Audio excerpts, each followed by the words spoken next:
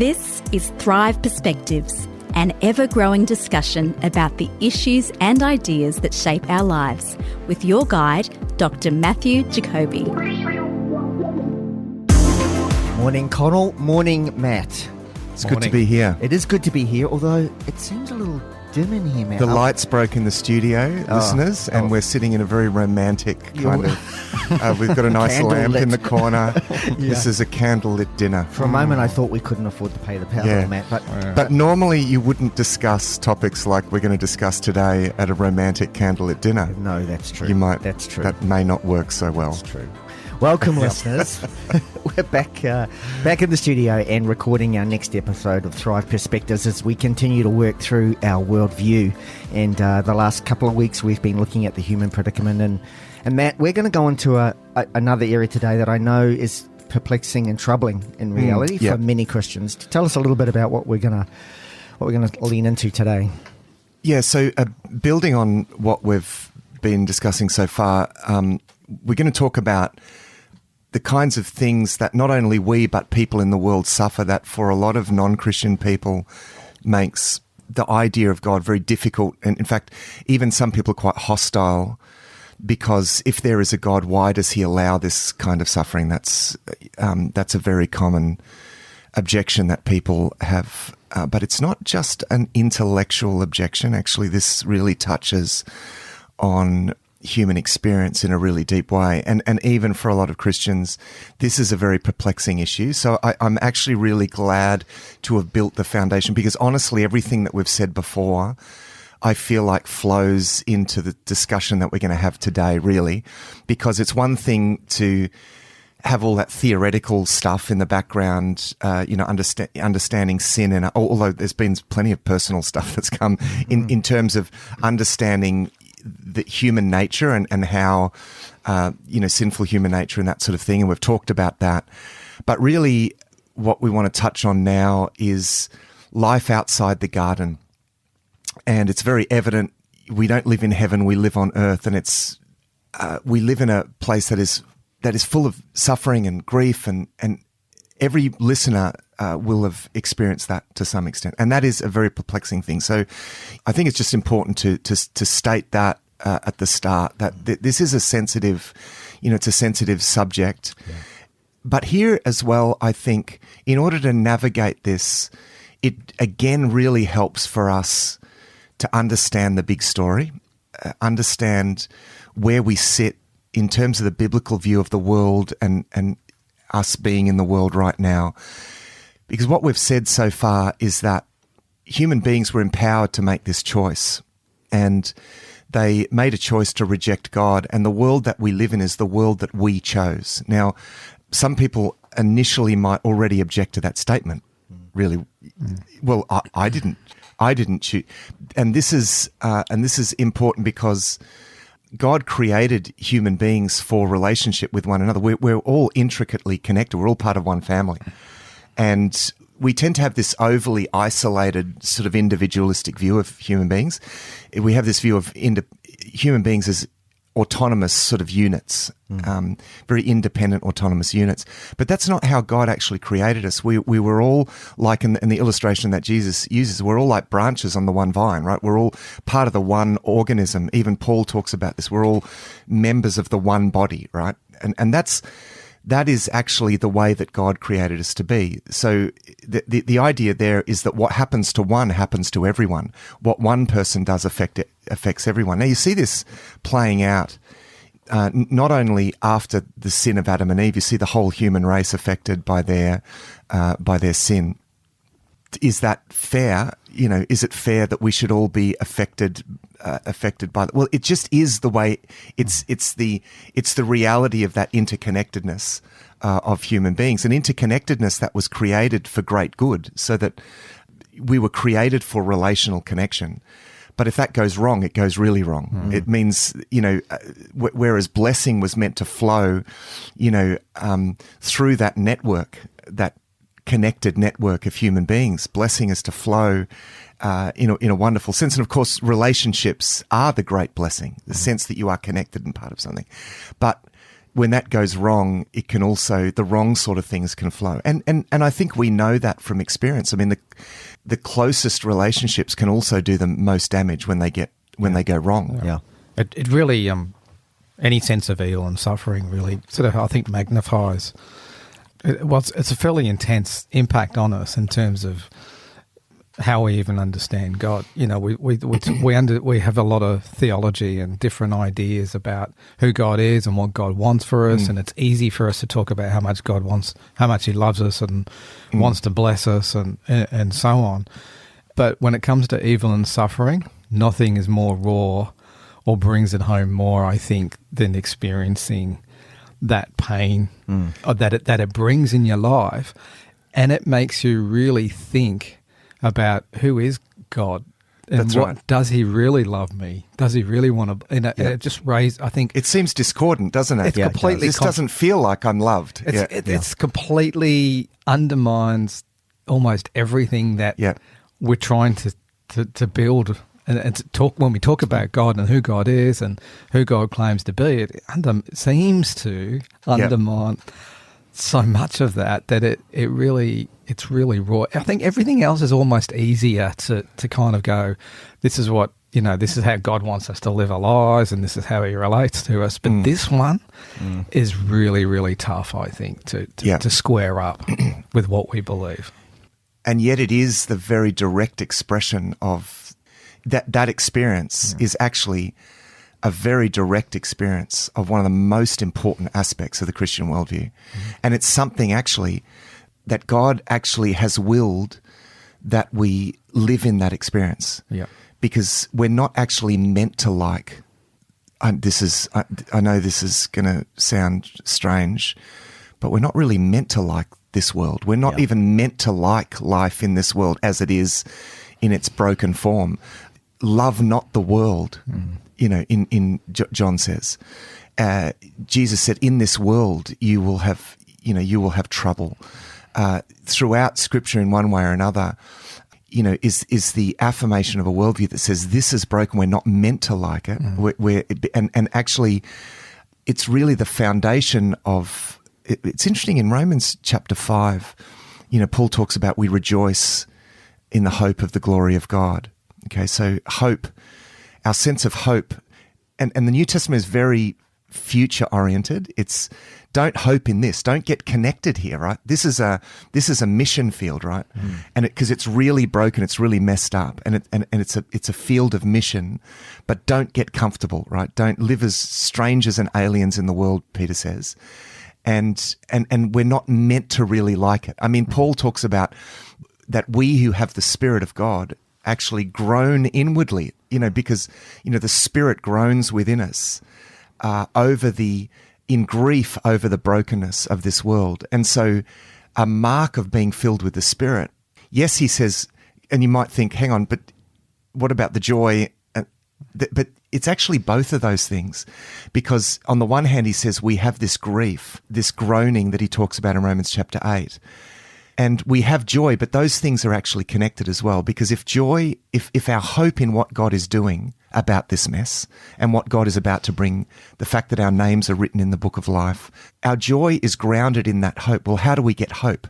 Well, Paul says in Romans chapter 5 that suffering produces perseverance, which produces character, which produces hope, right? So suffering leads to hope because it actually, and I don't want to be overly theoretical about this, because my experience even is that in those worst moments, actually I am reminded I don't like this. I don't like the way that the world that it is. I mean, I don't. I mean, every time, I've been to a funeral of someone who died an untimely death, particularly like a child, and I say to myself, I cannot accept a world like this. I can't accept a world in which one child suffers from cancer. Yeah. And you know what? The thing is, we're not actually meant to. God doesn't accept it. Yeah. God doesn't want us to accept it. He doesn't want us to like it. That's the thing. We're not meant to. In fact, we're meant to long and groan and long for what He's about to bring about. Right? He actually doesn't want us to be at home here. He wants us to lament the state of this world. And actually, Psalm 126 says, "Those who sow in tears will reap with songs of joy." And the reason for that is that, it wrests us away from a false hope when we put our hope in the security of this. There is no security in this. I mean, we can fool ourselves in our culture thinking that we live in this like 5% privileged minority in our country, Yeah. And, I've just come back from Africa. Believe me, this is like, we are having a unique experience here because everywhere else at every other time in history this has been, and in fact, even as, some philosophers point out, there are some philosophers that go to the extreme of saying it's actually cruel to bring children into this world. And their argument is that on the whole, life in this world is endless travail of at least trying to escape from pain and grief. And as Christians, we affirm the fact in the midst of all of this, we can have joy, but it's not a joy in the circumstance. It's not a joy. We're not rejoicing in the way that the world is. We rejoice, as Paul says, in the hope of the glory of God. And we see that played out in the lives of the apostles. Yeah. That's right. They certainly experienced the evil. Yeah, absolutely. They're at the absolute coalface of the evil of this world. They demonstrated what joy looks like in that hope that they held on to all the time. Absolutely. Yeah. And for for the first 300 years of the history of the Christian church, the story was one in which intermittently there were these serious persecutions. And the spirituality that was formed in that was a spirituality that was not entitled. No one, they never felt entitled to not suffer or to not. I mean, they just knew this world is completely adverse to God. It's completely broken. And they looked forward with earnest desire to being freed. They actually rejoiced in the fact that death was not for them the end of life, but the beginning of life. They understood we're living in death right now. This is actually death compared to eternal life. This is death, right? And I think in our culture we've lost that. We've sort of lost that kind of view largely. Because it's interesting. It's mostly the sort of objections. Those objections. How could God allow this? And I'm not downplaying that. We'll talk to that now. But those objections have been raised in the prosperous. They have tended to come up in the prosperous West. It's like, as though, when something bad happens, it's like, someone left the window to our little heaven ajar and the wind of a different reality blows in. It's like, no, that actually is reality. And we've fooled ourselves thinking that we could create this heaven here, this kind of technological utopia. And then we get angry when it doesn't work out. It doesn't work out. That's what we connected back with the previous episode. We're talking about human predicament. Yeah. That is the predicament of what we're in, and the fact that we're building everything we build. We build societies and we build lives for ourselves. But because of the sin that just goes right through us, to the core, everything we do, not everything we do is bad. Yeah. But there's always the outworking of sin in it, where we cause pain and suffering along the way. So it's our communities, our cities, our families, our relationships. It sort of flows through everything. So life in the world is that, and that is the dilemma that we face. Now, I guess we want to contrast that, like while God uses that pain and suffering, God isn't causing. That'd be fair to say that God doesn't cause the pain and suffering. Maybe He does sometimes, but generally, I think it's a result of the dilemma that we're in, and it's our hands, it's our sin that's ultimately sowing it down through the generations, through our communities, and so on, that causes all this dysfunction. Yeah, that's right. To exist. It's interesting when I. As you know, I was diagnosed with cancer last. Had some treatment, and there's been, even through that, as most people know who have been through prostate cancer, there's some permanent damage that can do. When I went through that, because I've journeyed with, as a pastor, a lot of people through cancer journey. My initial feeling was not, how could this happen to me? But actually, why should I be exempt? Actually, why should I be exempt from the suffering common to man, as the writer of Psalm 73 says, and I don't feel exempt. Why should I be exempt? Because this is the world, that we live in, and that doesn't take away from the hardship and the grief, and the real difficulty for a lot of people isn't even personal suffering. It's often to do with the suffering of the seemingly innocent, and I'm even prepared to say, because I know some people say, oh, there's no one innocent, and I know that's a theological point, but I feel like that's not a very satisfying perspective, because I'm willing to affirm that there are in some sense innocent people, for example, children. A child that suffers, goes through some terrible sickness or disease, or something, and the question is, well, what did they do to deserve that? And actually the question is nothing. They didn't do anything to deserve that. And actually this comes back to my point, and again, this is where the worldview perspective is so important, because we all bear the consequences of everyone else's, because we're all connected, right? And so, let me give an example of this. If I do something stupid and gamble all my money away, or and even if they often say, like addictions actually can be passed down, like you can have multi-generational addictive behavior. So the actions of the fathers can have, to put it that way, can have serious impact on the children. Now, we talked a little bit about this in the last episode, to the third and fourth generation. It's not that God wants God doesn't, in a sense, positively punish children in that holding them guilty, but it's because the scriptures say that he visits the sins of the fathers upon them. And this is a struggle for a lot of people, but what that means is that he's given such authority, has he given to human beings, that inevitably that connectedness means that what I do has a flow down on those after me. So I could make decisions as a father that will affect my family for generations, right? Generations. And I might object and say, no, but I don't want that to be, that's too much responsibility. I don't want that kind of responsibility. Thanks very much. But this is actually what it fundamentally means to be human. We were created in the very image of God, right?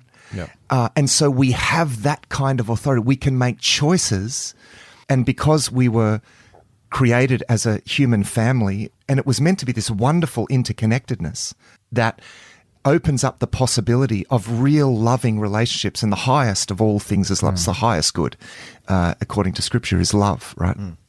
When sin enters, and then actually those channels that are meant to be channels of love and blessing, that they actually become channels of brokenness, of dysfunction, and so forth. You know what I mean? But it also means, and you use the example of children being innocent, but it, in another way too, it means that we're kind of innocent too, because in the sense that the effects of sin that are upon us isn't necessarily a result of our sin, but it's a result of, it's like if I suffer from sin, it's not because I did something necessarily.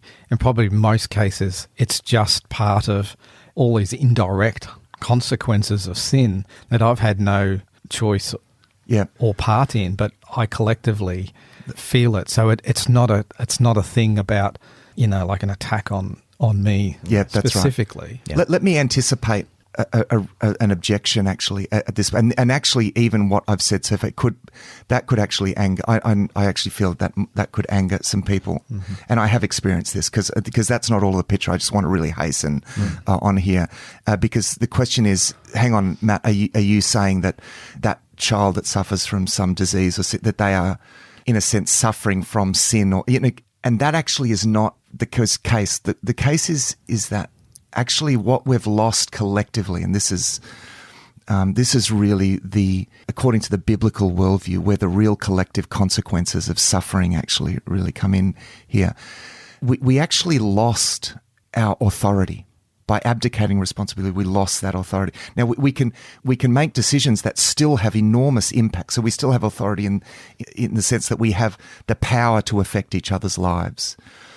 But we actually lost our authority over the natural world in that sense. We were created in the image of God, right? Now, if you remember, Jesus exemplifies perfect humanity, and Jesus exercised power over not only the spiritual world, but very much over the natural world. And that is divine. That was displaying divine power. But we need to remember that divine power is given to us. You know, we were entrusted with that level of authority in our original created state. Okay, so in our right place, there was we as what we might say the keystone species, or if you wanted to use a biological term, or we were like the crown of creation, right? To rule over. Now, because we were given the mandate to rule over, we were also given the authority to rule over. We have to understand those two things come together. Yeah. We were given authority to rule over, and that was to be stewards of. It wasn't to exploit or so forth, right? Yeah. Because it's turned into that. Yeah. Now, what this means is we've lost. We're now the victims of our environment. We're now the victims of, disease and even in our own bodies. And you mentioned an example, Connell, that Richard Dawkins uses. Can you repeat that? I can't remember exactly, but it keeps coming up as an argument that they always keep raising. And I've heard it too. Yeah, there's apparently like some sort of worm that exists in Africa whose sole mechanism for sustaining its life is to bore itself into the eyeballs of humans, and so children in Africa have these worms living inside of their eyes, and it just creates untold level of suffering. Now, those children didn't do anything in themselves to deserve that, and these creatures are created by God. At least that's the argument that they're making, and allowed to exist, and that's the sole purpose of them, to inflict that pain and suffering. And that's Dawkins, his argument there is how could you. How can you believe in a good God when that exists at the same time? I mean, he sees those two beliefs, or that the fact of something that exists and the belief in God. Well, it might have been contradictory. Christopher Hitchens, I think, because he actually, that was one of his books, was specifically addressing this as a general kind of narrative, that God himself is one of the most evil figures in history. And with something like that, yes, it's terrible. I mean, it's a terrible, terrible thing. And within the biblical story, though, it's understandable in that there's been a loss of, or we've lost our position within God's creation. Yeah. The keystone has fallen out of the arch. So, the idea of a keystone species is based on the idea, and I'm using a biological metaphor really, because it's in a spiritual sense. We were the crown of creation.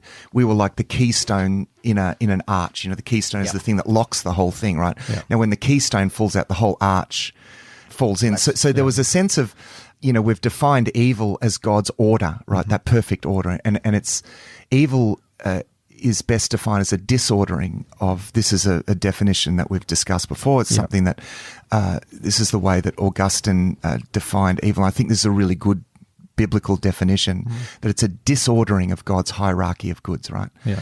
Because God doesn't create anything inherently evil. So even these sorts of things, the way that something like that, say, has evolved into whatever it was, it's just bad. Like, and the fact that has something like that has happened, or the fact that that these sorts of things invade the bodies of humans and animals and or whatever. Again, we could see that. I'm not saying this is, but in a way we shouldn't be surprised because by phenomena like that, because there is this disordering of, there's this kind of chaos that's entered into creation, that things that were good in themselves have developed into this sort of situation. But the difficulty of it is, I know that when we talk about choices, we make choices, and we build things and it's corrupt and causes dysfunction and pain and suffering and so on. And I think that compared to this particular problem, I think that's I can be satisfied in terms of the narrative that we're putting forward. In terms, I can understand there's a cause and effect. Now we're starting to move into the idea of natural evil, which is where it actually isn't connected necessarily. It's hard to see where the connection is, say, to those sort of worms evolving to be like what they are, to be so destructive and to seem to have one purpose, which is to cause pain and suffering. It's hard to connect that to what. How's that connected with the choice, the human choice? Yeah, like it's a biological. It's a biological. Well, function. it's more. Yeah, it's the connection is more what we lost. So we lost. There was a loss of authority, and because remember what I said is that in a sense Jesus exemplifies this. He is the second Adam in a sense. He shows what a human being perfectly related to God actually looks like. And because he would do these amazing things, and then he would say to his disciples, "You do." In fact, he says, "You'll do greater things," right? So the expectation is, and that we some measure of that authority will be restored, and in a new heavens and a new earth, the fullness of that authority will be restored. Things will be ordered in the right way, and so there's a sense in which when human beings are rightfully placed in relation to everything else, that is like the keystone. That when that fell out. So that's the keystone in a sense. That is the key to things being rightly ordered, and it was the loss of that authority that actually caused a kind of chaos. Now the idea of order and chaos is, it's a very biblical kind of. It's at least an idea that sits behind the a lot of what's going on in Scripture. This idea of order and chaos, and Scripture is a lot about ordering life, and but very much about the loss of God's order of things. So that's really. Well, it's the loss of that, because otherwise, and we collectively, we suffer from that, don't we? Because now we are the victims of our environment, whereas before we were meant to be the rulers of our environment. Yeah, and I get that, but it's still hard to, if say we had been tinkering with biology and cells and cell reproduction, and it caused like one of those worms to come into existence, I could understand that because it would have our hand in it. And it's hard to see how even losing our authority causes biological processes then to change. Although I'm thinking, like back in when the curse after the fall of Adam and Eve, it's almost like because God, pronounced a change in the order now. Like women were going to experience pain in childbirth. We're going to feel that there is a sense of breakdown of the way that the world is going to be. It's almost like at that point, God actually, it seems to me, rearranged a few things. So maybe he actually stepped back from certain things that would have allowed biological processes to happen. And that's because we stepped away from things. So it's they make the difference between sins of commission and sins of omission. Right. And, by taking something out of the environment that holds it together, you actually think things turn chaos, right? Yeah. Things turn chaotic. I mean, if a teacher exits a classroom, it's like, or, if all the teachers left, it's going to be Lord of the Flies, and so, this presence of order, although that's probably, but you know what I mean. You know what I'm saying. That there's a sense of, because we abdicated our position, then it opened the world up to devolve into chaos. Yeah, I mean, coming back to your point, I've always sort of thought about it. We were before the fall, we were dependent on God for our survival. It wasn't a competitive world. The lion would lay with the lamb. There wasn't the sense, but then. Now we've stepped away from God, and now we've got to fend for ourselves because we've made that choice. Yeah. And so now it's become this very competitive fight for survival, kind of world that's progressively just gotten more and more like that. There is, and I think there's a sense that God steps back and takes his hand off. I mean, the guidance of how biology kind of moves along, whether we talk about, say it's evolution or whatever. I don't want to start off a whole big discussion on that, but let's just call it evil, as it evolves. God's guiding things and has got his hand on it and so on. It's part of how all of that works. But when God's stepping back, it kind of is allowed to become disordered. Yeah, that's right.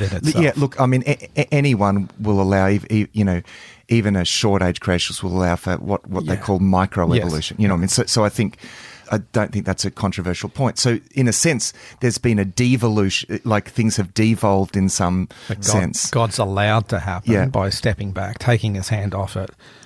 And then there's probably the other side of it too, where he's allowed it to happen though because we chose that. Yeah, because it's God committed himself to empowering us, and empowering us means that we made choices that would determine the sort of world that we live in. And remember we said in the last, this is why death and sin came through one man, as Paul says in Romans chapter 5.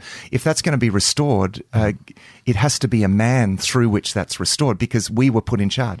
And so it's the divine. So it was fully the human prerogative to, in a sense, fix things, and yet we can only do that by divine power. And Jesus, as the one who is fully God and fully man, that's why it has to be Jesus, because it has to be one who is fully God to be able to. I mean, there's a lot of reasons for that, and and it comes down to this again, this idea that we were so empowered that the choices that we would make would lead to a situation where there is that kind of suffering, the worm in the eye, and that because we're a victim now of our environment. That child didn't individual. It's not. There's nothing deserving of that in one sense. This is the collective plight of human beings, and it is, which we see in climate change. There are Pacific Islands, well, that's people's right, homes that are disappearing, not because they did anything, but because collectively we've abused our environment. That's right. And now everyone is going to pay the price. That's right. That it's that collective idea that I think people struggle with that, but that actually is what it means to be human. It's to be interconnected with everyone else. It's just the way that we were made, and there are you can see that can be a wonderful thing, but if it goes wrong, as I said, that can be a terrible thing. The question often comes that I've encountered too is, well, what about, particularly when earthquakes happen? Yeah.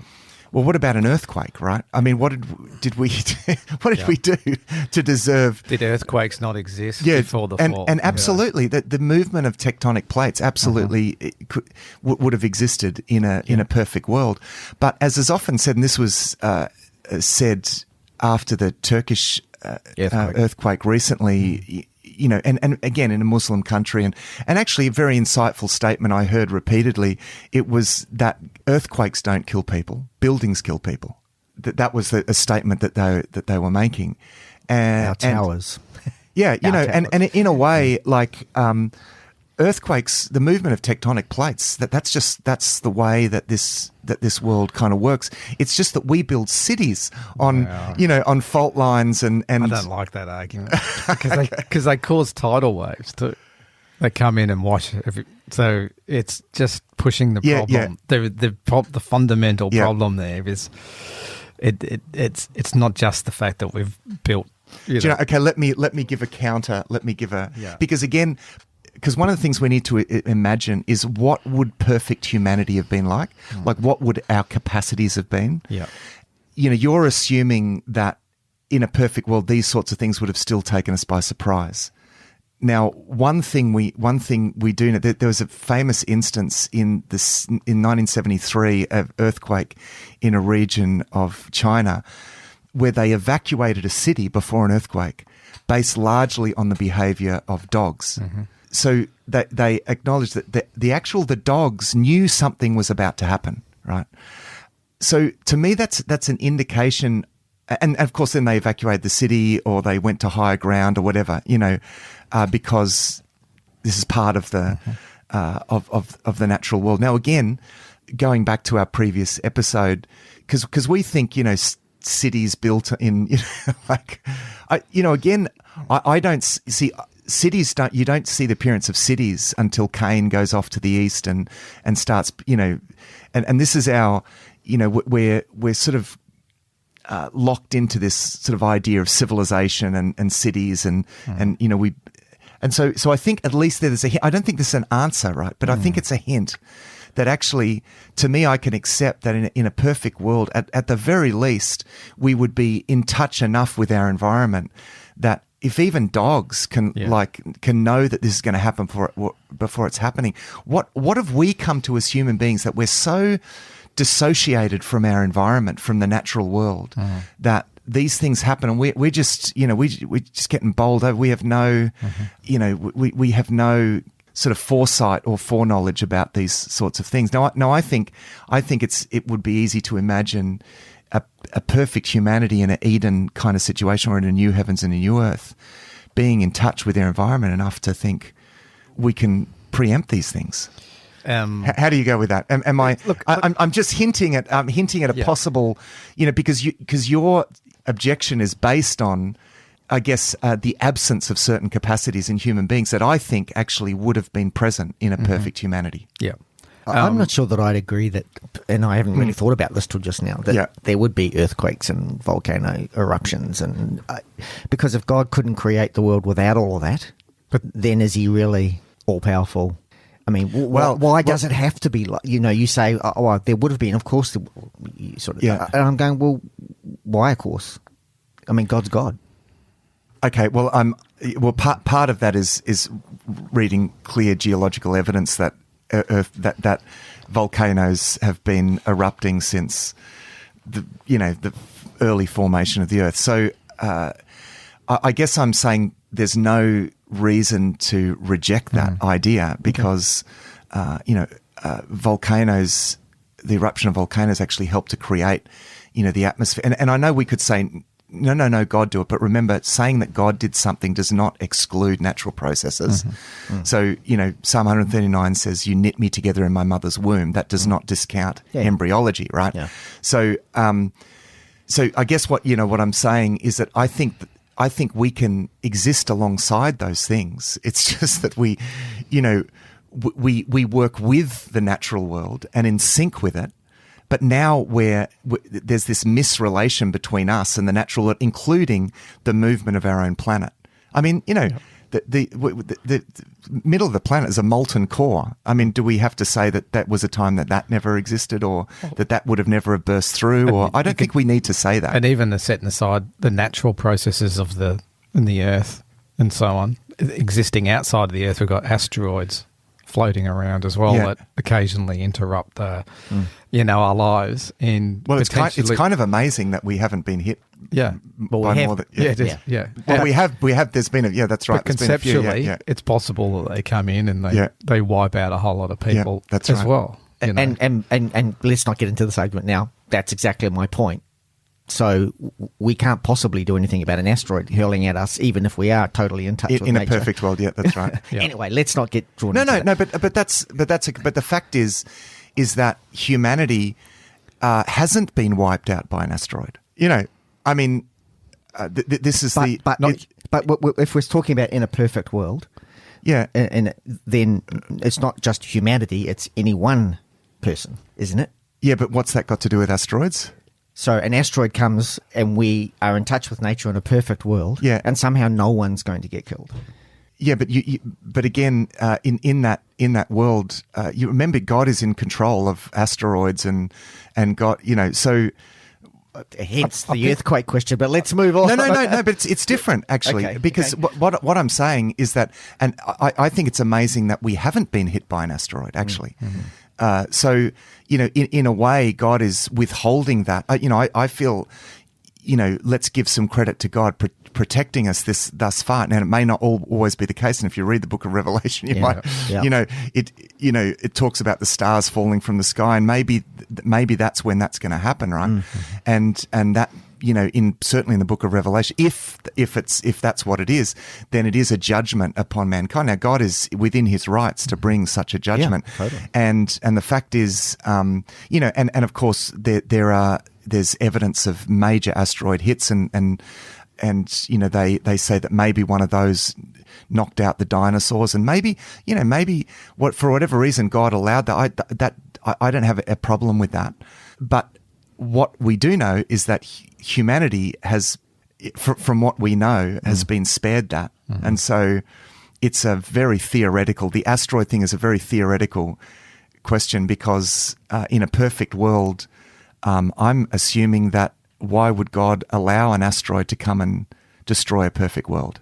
Because in a perfect world, movement of tectonic plates and erupting volcanoes. I mean, a volcano is only going to kill you if you're like standing on the mountain, right? Or like standing in its course, right? Now, I mean, but if you're in touch enough with the world to like move out of the way, thank you very much. I don't see a push back, please push back. But I don't see a problem with, I mean, if I go swim out into the Southern Ocean right now, okay, I'm going to go for a swim, and I get taken off by a current, and then I shake my fist at God. God, how could you, when I'm being swept off in that current, how could you do this? God would say, why did you? You know that there are currents there, so don't swim into the path of a current. And it's and it's the same. It's the same if we, and the fact is we don't know when the tsunami is going to. We don't know that the volcano is going to erupt. I mean, well, we sort of do know where the volcanoes are, But but what I'm saying is that we're assuming that in our perfect state that we wouldn't know those things, and there are some indications that animals know those things, and yet we're created as the crown of creation. So this is that there are at least hints there that say that it's. I mean, the problem is with all of this kind of. It's all hypothetical, and it's all because I know, but it only takes it only, even though it's hypothetical. If we can if we can imagine how in a perfect world these things would not be a problem, then in a sense, it's enough of a counterexample to say this isn't an insoluble problem. Now I might not be completely right about all of those details. Now I think I have biblical grounds. Some biblical grounds for that. But even if I'm not completely right, the very fact that we can imagine a situation in a perfect world where this sort of stuff wouldn't be a problem, where this could happen and yet not be a problem, means that it's not an insoluble logical objection to the goodness of God. Yeah, that's right. And I'm kind of comfortable to know that I don't have absolute answers. I've got glimpses of how things could have been. Like it's hinted at anyway in Genesis. I mean, we used to be able to, the animals weren't against us. And there was a judgment at that, where we didn't eat clothes to keep warm. There was disordering of things. So the animals, it's almost like nature itself, the environment that we live in, the world we live, actually turned against us. Yeah. And the natural processes like childbirth became painful and things like that. So it's things that we're not necessarily in control of, but it's like that kind of disordering of of what life now is going to be. It's going to be pain, because with all of those examples, you could say, well, God could warn you there's a tidal wave coming in, and I can think of an example that, well, okay, everybody runs away, I fall over and break both my legs. And I can't run away anymore, and it just goes on, and it's like a long piece of string. I keep thinking of different scenarios that what would God do there? Would God just instantly... That's why we love you in this conversation. Would he just instantly heal my legs? And then think, well, what does happen then? In the perfect world, can I break bones? Can I die? You probably wouldn't be as clumsy as that. I mean, honestly, I've seen mountain goats like run across cliff faces. It's like, honestly, if... I mean, this is where I think, again, a bit of imagination at least can. I think this is good to talk through these things. I want to come back, just because I'm mindful of time, to where we sort of, to some degree, began in terms of suffering, and I think one of the key things you said, Matt, is that we shouldn't be putting our hope in what is a temporal world and what seems like an enormous thing to overcome. In whatever suffering or pain that it is. And it is, I'm not trying to minimize that at all. In the scale of eternity, we've got to somehow shift. And I think you said about the Western world, we're so used to being able to being self-sufficient and kind of we can choose to depend on God, or in a sense we think we can choose not to. Yeah.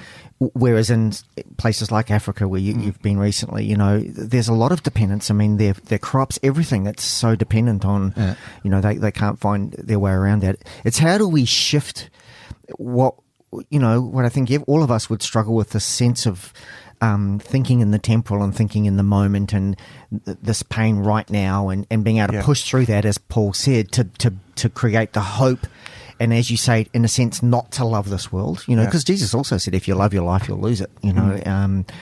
So how do we, you know, it's really about recognizing that this is a mission field, I think. And I'd love you to come back to that for listeners who are really kind of struggling with this themselves right now. And it comes, you know, the illustration that I've used that I think gets us away from this very entitled approach to life. And I think particularly in our culture, I actually don't see this in you know, I saw less of this in, for example, in Africa, but in our particular culture, we feel entitled to be spared all suffering, right? We're almost indignant when we don't, you know, but actually it's a misunderstanding about the nature of life right now in this world, particularly as Christians. And the illustration that I've used, you know, it's like we get dropped off in a helicopter in a war zone, right? It's a hostile territory, right?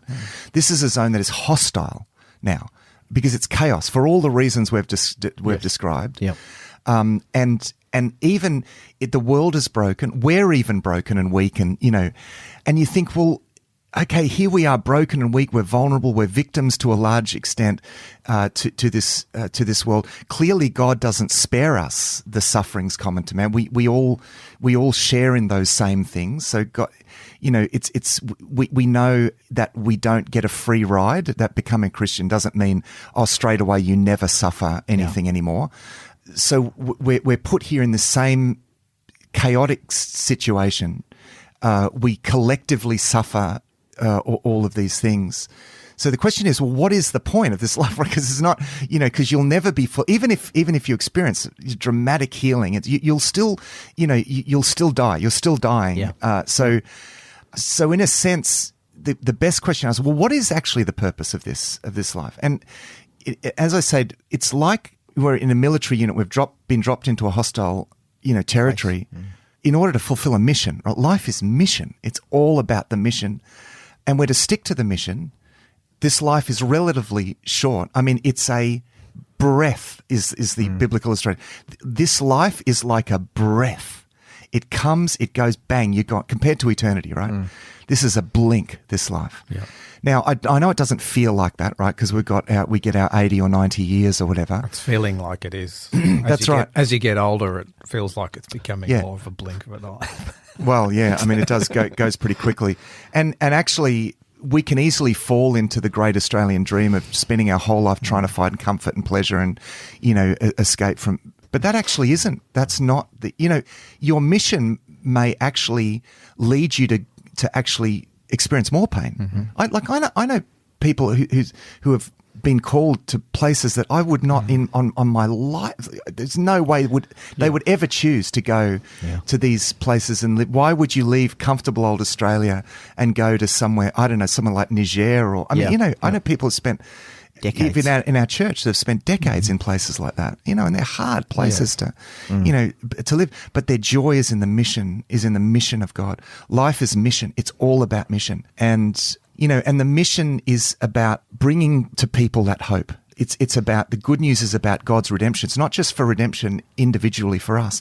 It's the fact that God is about to renew the earth, right? Do not put your hope in this world. Do not love the world. Hold on to God, not the world, because this is all going to be destroyed. I mean, this is part of the good news, right?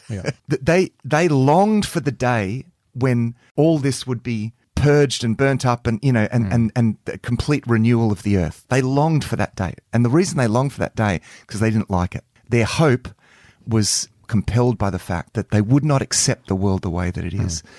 And the more I get involved in people's lives, the more I empathize with people and the things that people suffer, and particularly this examples that we've used, just knowing that there are children suffering things like, I don't accept this world the way that it is. And that's a fundamentally spiritually healthy perspective to have, because we're not meant to, because God grieves over this. Let's remember that God grieves over this world and he wants us to share his grief, and therefore rejoice in his salvation. The more you lament the present destitution of this world, the more we rejoice in what God is bringing about in his new creation.